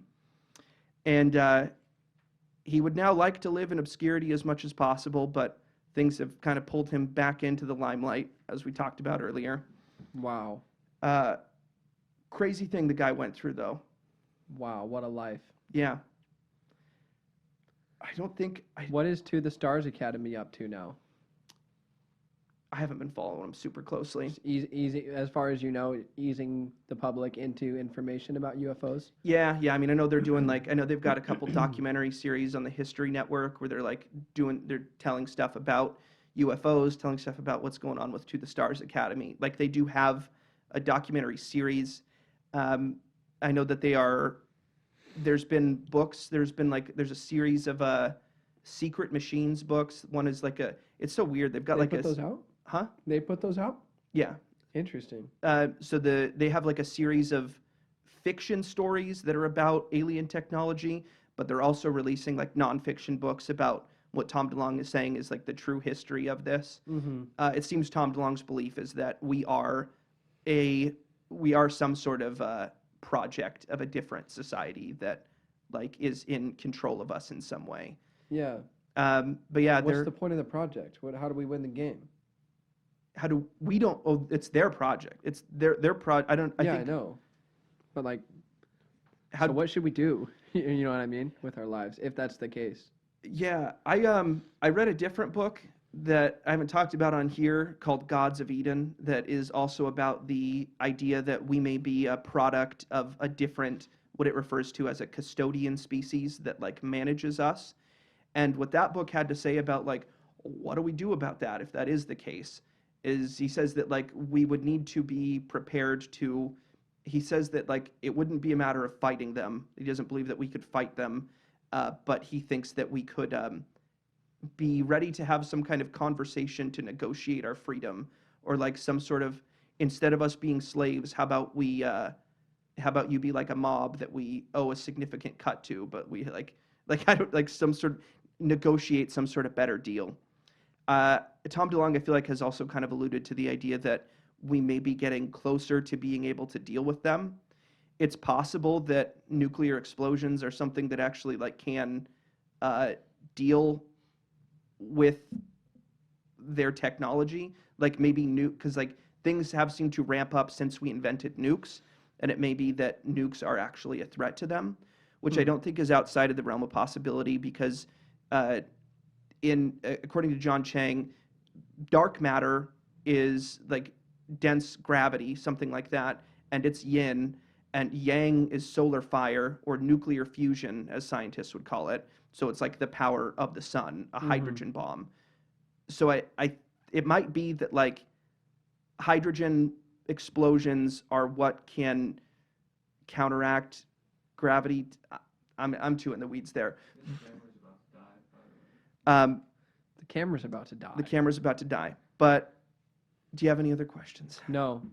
No, I don't want to fill that up with too much fluffy commentary at the end because that was just a super concise and engaging summary of the book, and Thanks. I just want to cut it. Cool. Night school.